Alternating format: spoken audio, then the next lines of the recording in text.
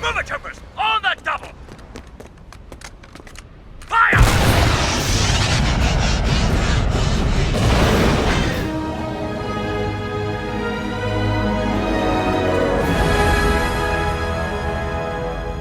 Hello there, this is Todd from the Scoundrels Cantina, and welcome to another video. In this video, we'll be going over how powerful the expanded universe Luke Skywalker is after the Return of the Jedi.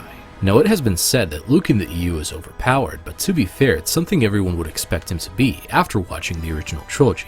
Sure, we agree that he's too powerful, but we don't mind that at all, since the canon Luke Skywalker after Episode 6 is the complete opposite. So with that said, let's get into the video.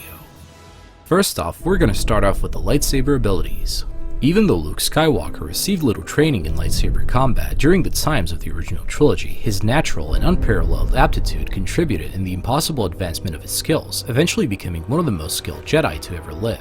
In his duel with Darth Vader and Bespin, Luke was able to pose a challenge to his more experienced father, and by the time of the Battle of Endor, astonished Darth Sidious while dealing Vader with Form 5 of lightsaber combat.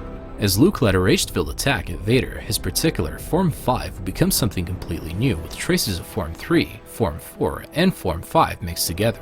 After the victory at Endor, he studied some lightsaber techniques from Obi-Wan Kenobi's journal that greatly helped him. By only reading about the defensive stance Uresu, he mastered it to perfection. Years later, when he became the Grand Master of the New Jedi Order, Luke taught his students that compassion was a key element to mastering Form 5 of lightsaber combat. Around the time when Luke's apprentice Hassan turned to the dark side and joined the Empire Reborn, he mastered the strong style of lightsaber combat which was previously only used by dark side Force users. It was based on wide powerful strikes that would break opponents' defenses and land a devastating blow. Form 3, also known as Uresu, was something Luke would master completely, being able to deflect countless blaster bolts on a much higher level than most Jedi, as well as Sith. When using Form 4, known as Ataru, both Luke's lightsaber and body would become a weapon that devastated his enemies. When the Reborn Emperor returned to take over the galaxy, Luke would deal with him 2 times. The first time he was defeated, but still held his own for a while against a far more powerful and experienced Force user. In their second and final duel, the battle was so intense that Leia, as she boosted Luke's abilities with Force Harmony, could barely see any movement from Luke and the Emperor, but only sensed titanic waves of power generating from them. In the end, Luke sliced off the Emperor's weapon-wielding hand, which is called Chol Mai, thus defeating Sidious. During the Yuuzhan Vong War, Luke developed amazing dueling skills, and it was said that he defeated countless armies of Vong warriors, and in the end slew Supreme Overlord Shimmer Jamane, who was stated as the greatest Yuuzhan Vong warrior of the era. It was said that during the Yuuzhan Vong War, it seemed as if Luke wielded at least 30 lightsabers at the same time because of how much punishment he inflicted to the Vong. What? I'm gonna walk out with a laser sword and face down the whole First Order? Before becoming efficient with Jar-Kai, which was wielding lightsabers in both hands, Luke would get his ass handed to him by Lumia, the Dark Lady of the Sith, who used the rare weapon known as the Light Whip. Because of this, Luke instructed a red-bladed lightsaber Shadow to counter her Light Whip attacks. In their final duel, when Luke believed her to be the killer of his wife, Mara Jade, Lumia didn't stand a chance against his skill with 2 lightsabers and would eventually be decapitated. When Luke went to rescue his son, Ben Skywalker, from the Sith Lord Darth Crait, which was in fact his nephew Jacen Solo, a prolonged duel began in which he sustained a few injuries but emerged the victor, after which Crait acknowledged him as a superior duelist. When Luke went into self-proclaimed exile, the Lost Tribe of the Sith sent a strike force of around 20 Sith to kill him.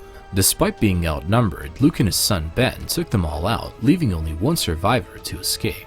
On Dromund Kaas, where a dark side Force Nexus resided, Luke, his son, and his nephew Jaina Solo were ambushed by 10 Sith who were empowered by the Force Nexus. Luke and Jaina fought back to back and managed to kill 6 Sith, thus displaying his skills and working in union with other combatants. All in all, Grandmaster Luke Skywalker's skills with a lightsaber were considered to be one of the greatest in history. Now we're moving on to his Force powers. Since Luke Skywalker was the son of Anakin Skywalker, aka the Chosen One, he inherited immense levels of strength in the Force, enough so to even rival his father. Simply said, he had the Force potential of the Chosen One, which was one of the most powerful beings in the galaxy. One of his most used Force powers was Force Speed, which greatly increased his skill in lightsaber combat, and as said earlier, seemed as he was wielding 30 lightsabers at the same time when he was in battle. To him it seemed as if the time had slowed down considerably and allowed him to fight with dramatically enhanced reflexes. Luke's skill with telekinesis was simply overwhelming, such as one time when a massive food fight erupted at the Jedi Paraxium's mess hall and he instantly froze everything solid and liquid as if time had stopped. At one point, before knocking down an AT-AT walker by pressing against it with the Force, he absorbed cannon blasts from it as well as deflected the rest with his lightsaber. Skywalker's telekinesis skills are seen as he rebuilt Vader's old fortress on Coruscant as well as crushing it to rubble later. During the Yuuzhan Vong War at the Battle of Dantooine, Luke managed to telekinetically sustain a black hole while simultaneously pushing Dovin basiles into it, which were Vong organic weapons. Luke was particularly skilled in mental manipulation, such as was the mind trick, although he was also capable of creating a Force illusion over his face to disguise his identity, as well as removing an entire ship from view by using the Force. Towards the end of the Swarm Wars, Luke Skywalker used the Force to call all Jedi across the galaxy to come to Ossus to make the announcement that he was taking on the role of Grand Master of the Jedi Order. At one point, Luke fought against a fireworm while walking on lava in order to impress a Force-sensitive individual and persuade him to join the Jedi Order. During many battles, but especially at the Battle of the Jedi Paraxium, the Grand Master used battle meditation to bolster all of his students in battle. Luke was so powerful with the Force that he can even overcome the absence of the Force that the Salamiri caused when around them. At one point, he created a Force illusion of Mara Jade's ship, the Jade Shadow, although he didn't die from it like Jake did, but instead his face was temporarily sunken and shriveled just like Palpatine's. Later, Skywalker would master the technique to perfection and would no longer burn out, such as when he made Darth Caedus see a fleet of ships in order to make him panic. In one of the greatest fights of his entire life, Luke Skywalker walked beyond the shadows, which was a realm of the Force, where Force sensitives separated their minds from their bodies and had a final duel with the most powerful being in the galaxy, Abeloth. During the same duel, Abeloth had Luke in her deadly embrace, although he freed himself by opening himself completely to the light side by thinking about his son, his wife, his Jedi Order, thanks to which the light rushed into him, his cells began to burst with power. This move allowed him to end the threat of Abeloth. He was able to temporarily destroy the dark entity while at the same time being attacked by Darth Crait halfway through. At one point when Unuthul tried to force push Luke Skywalker, the Grand Master rooted himself so strongly with the Force that it was said that he became the very essence of an immovable object and that not even a black hole at the center of the galaxy could move him. Luke was able to shut himself down with the Force to everyone except for his son Ben, which was something no other Jedi had ever done. Perception of shadow points was also something extremely rare Luke was capable of, which greatly influenced his every decision since the future depended on it.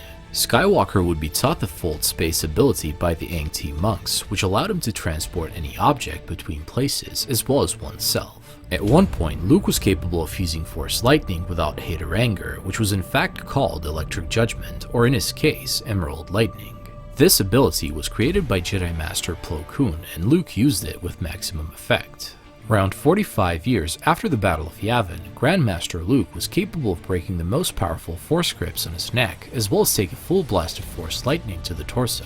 Around that time, the power level of his Force pushes and blasts manifested itself as golden flames due to how pure they were with the light side of the Force. The most powerful Force ability that he ever used was called Oneness with the Force, thanks to which he was described as a maelstrom of luminous Force energy against which there was no shelter. Luke merged himself with the Force to such a degree that the Jedi Master did not seem to be there physically or as an individual personality. Oneness bolstered all of his abilities and he was simply unstoppable. At the end of his life, Luke was able to retain his consciousness in the netherworld of the Force, and therefore could manifest himself in spirit form as he did when he visited his descendant Cait Skywalker years later. Luke may seem to be overpowered in the expanded universe, but every single ability of his required years of learning and training. His character after Episode 6 simply had a huge amount of development in countless books, comics, and so on. Now, just to briefly keep track of our headcanon in our videos, we don't consider this stuff as canon for ourselves because it's based after Return of the Jedi, which we consider to be the happy ending of the Star Wars story. This is just our personal opinion as well as preference, which is what headcanon is for.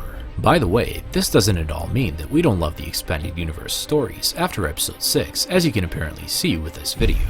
Anyway guys, this is it on the video, and we hope you all enjoyed it and learned something new about the vast galaxy of Star Wars. Wars. If you enjoy our content, make sure to check out our second lore channel, The Crossroads Inn, and if you want to watch more videos like this one, the link to the playlist for other Star Wars stories and videos will be down below. Also, if you want to support this channel, hit that subscribe button for more videos like this one. And remember guys, God is awesome, may the Force be with you always, and we'll see you in another video.